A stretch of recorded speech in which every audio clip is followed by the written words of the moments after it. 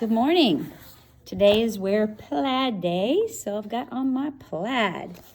We are ready for another chapter of Holes. We're on chapter 37.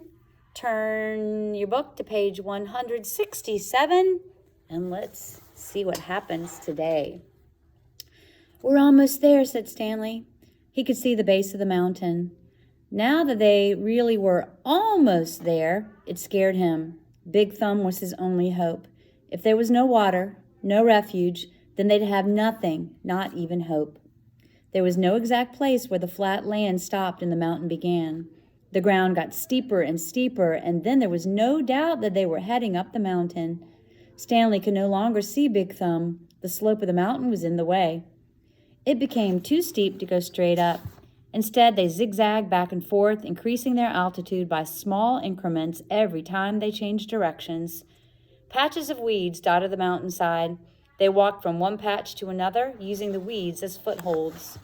As they got higher, the weeds got thicker. Many had thorns, and they had to be careful walking through them. Stanley would have liked to stop and rest, but he was afraid they'd never get started again. As long as Zero could keep going, he could keep going too. Besides, he knew they didn't have much daylight left. As the sky darkened, bugs began appearing above the weed patches. A swarm of gnats hovered around them, attracted by their sweat.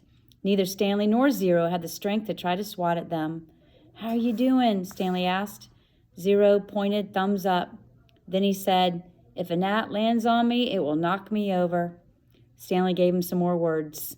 B-U-G-S, he spelled.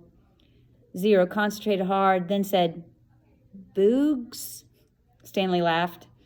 A wide smile spread across Zero's sick and weary face as well. "Bugs," he said. "Good," said Stanley. "Remember, it's a short U if there's no E at the end." "Okay, here's a hard one. How about L-U-N-C-H?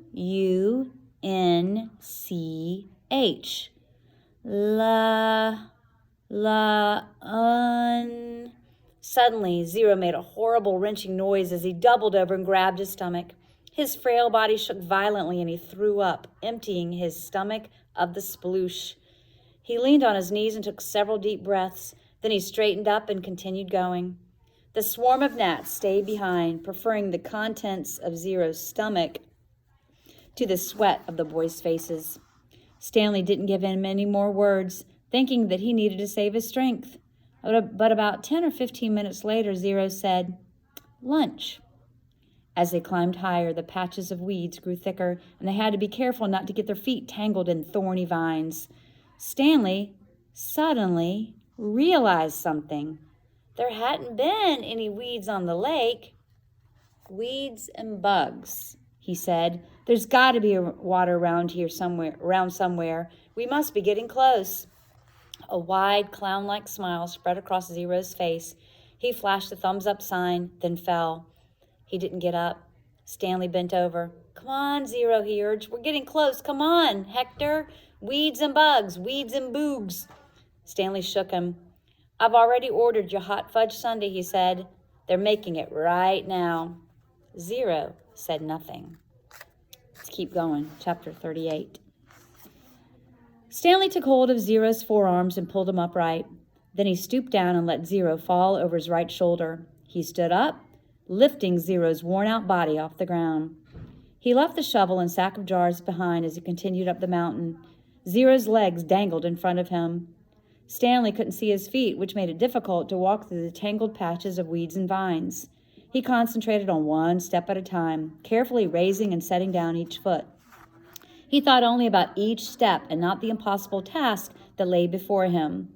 Higher and higher he climbed.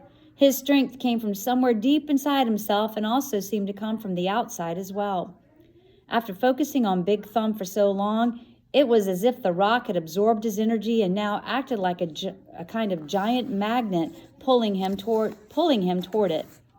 After a while, he became aware of a foul odor. At first, he thought it came from Zero, but it seemed to be in the air, hanging heavy all around him. He also noticed that the ground wasn't as steep anymore. As the ground flattened, a huge stone precipice rose up ahead of him, just barely visible in the moonlight. It seemed to grow bigger with each step he took. It no longer resembled a thumb, and he knew he'd never be able to climb it. Around him, the smell became stronger. It was the bitter smell of despair. Even if he could somehow climb Big Thumb, he knew he wouldn't find water. How could there be water at the top of a giant rock? The weeds and bugs survived only by an occasional rainstorm, like the one he had seen from camp. Still, he continued toward it. If nothing else, he wanted to at least reach the thumb. He never made it. His feet slipped out from under him. Zero's head knocked against the back of his shoulder as he fell and tumbled into a small, muddy gully. As he lay face down in the muddy ditch, he didn't know if he'd ever get up again. He didn't know if he'd even try. Had he come all this way just to... You need water to make mud. He crawled around the gully in the direction that seemed the muddiest. The ground became gloppier. The mud splashed as he slapped the ground. Using both hands, he dug a hole in the soggy soil. It was too dark to see, but he thought he could feel a tiny pool of water at the bottom of his hole. He stuck his head in the hole and licked the dirt. He dug deeper, and as he did, more water seemed to fill the hole. He couldn't see it, but he could feel it, first with his fingers, then with his tongue. He dug until he had a hole that was about as deep as his arm was long. There was enough water for him to scoop out with his hands and drop on Zero's face. Zero's eyes remained closed, but his tongue poked out between his lips, searching out the droplets. Stanley dragged Zero closer to the hole. He dug, then scooped some more water and let it pour out of his hands into Zero's mouth. As he continued to widen his hole, his hand came across a smooth, round object. It was too smooth and too round to be a rock. He wiped the dirt off it and realized it was an onion. He bit into it without peeling it. The hot, bitter juice burst into his mouth. He could feel it all the way up to his eyes, and when he swallowed, he felt its warmth move down his throat and into his stomach. He only ate half. He gave the other half to Zero. Here, eat this. What is it? No, said Zero whispered, so I should say, what is it? Zero whispered. A hot fudge sundae. Oh my gosh, they found water, they found onion. What does this have to do with anything? What does it have to do with his great-great-grandfather? This is getting pretty exciting. All right, till next time.